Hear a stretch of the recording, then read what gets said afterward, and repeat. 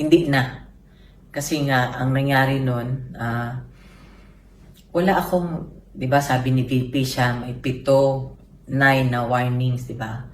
Ako, nung pagbisita ko nung hapon na yon, 5 minutes bago matapos ang visitation namin, time namin, sinabihan ako nung isa doon. Sabi niya na, nung July 19 daw, nung phone conversation namin, meron daw akong sinabi. Sabi ko, about the case. Sabi ko, I don't know anything about the case. Kaufman is not discussing anything about the case. You know that, Mr. Kaufman. I have not asked a single paper from you on whatever it is that you are doing, so I cannot talk about the case. And also, nung time na yun, 5 minutes bago matapos, sinabihan na lang ako na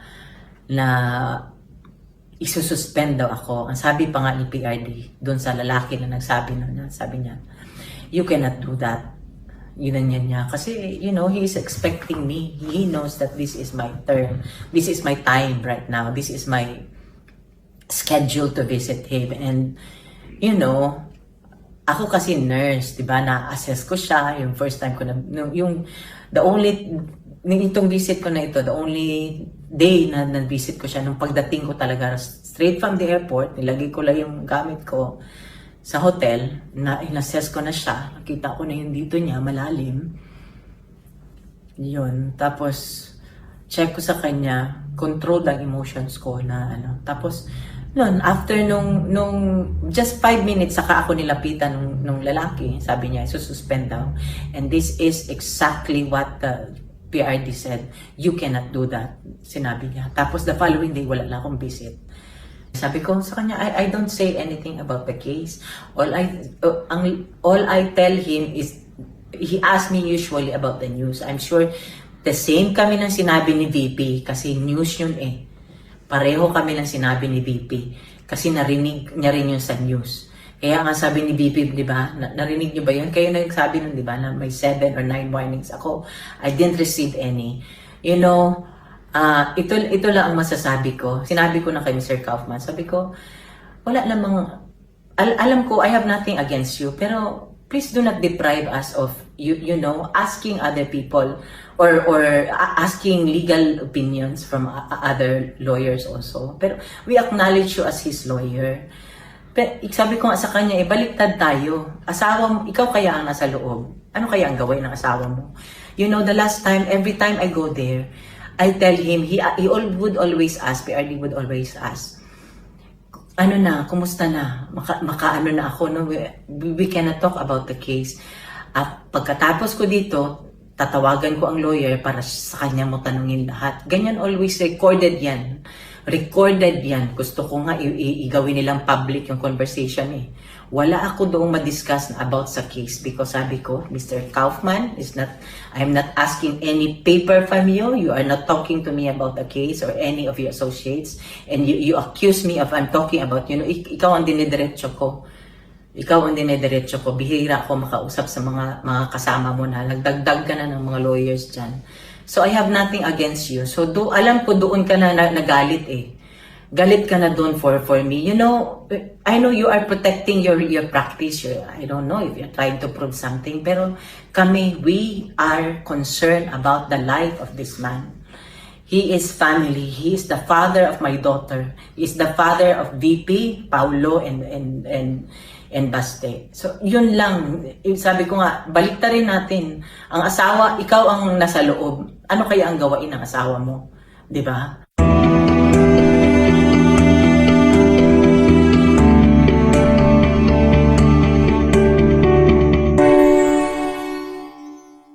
Ang sinabi niya sa akin, July 19. And to tell you honestly, hindi niya ma-point out kung ano.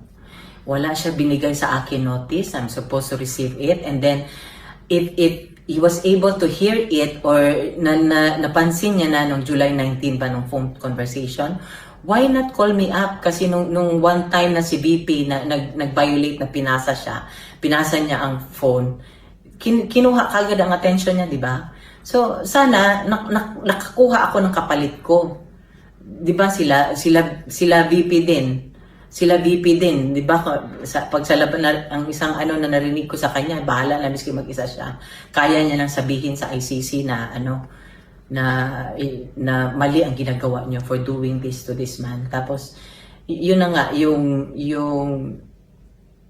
ini-expect na alam ni VP ako na kung sa Bisaya pa turno na ako ni karon. Turno na ako ni karon. Tapos ngayon wala siyang bisita.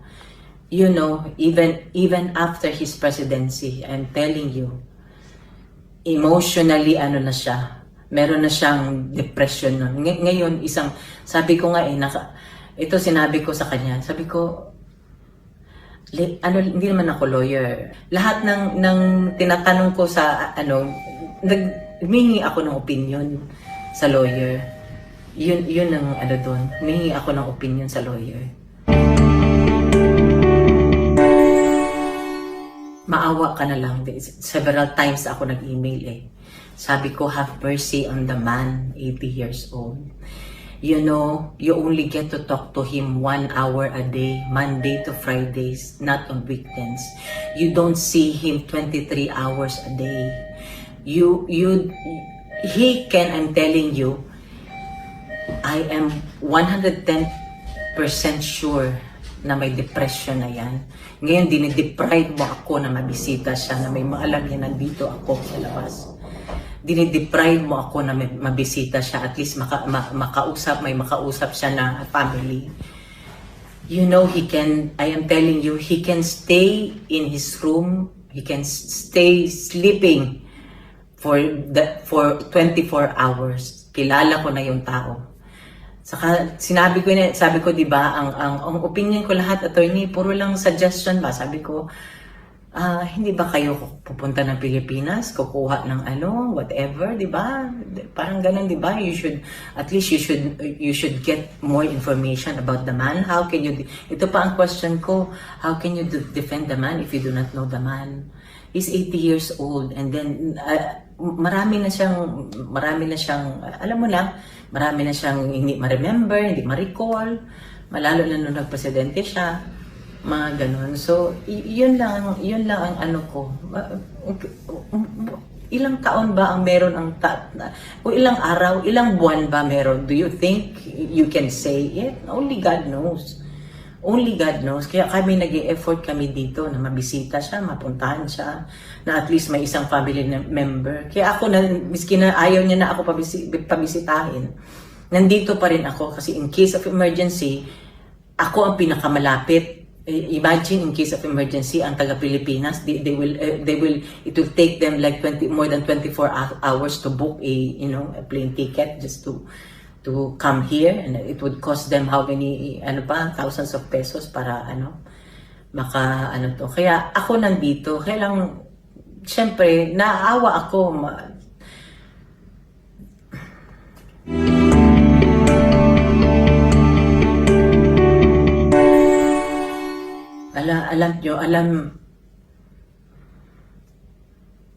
Alam ni Mayor Baste kung ano na lang ang naiisip ko. Kahit ano na lang, sabi ko sa kanya, hindi pa natin nagawa lahat. So nananawagan ako, alam ko every time na mga Pilipino, magdasal tayo. Samahan natin si VP Sara, sabi niya na miski siya na lang mag-isa. Totoo yung sinabi niya. Totoo ang sinabi niya, walang jurisdiction. Samahan natin siya. Samahan natin siya. Nakikiusap po ako sa inyo.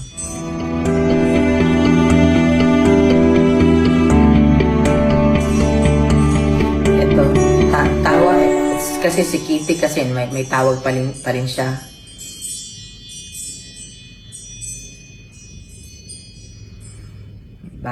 May bagong siya. Kanina lang ito. Galing daw kay yung isang kay Claudia doon sa isang lawyer na nag-visit. PRD sends the following message to Hanilet. My undying love for you and for all the things that you have done for me. Thank you.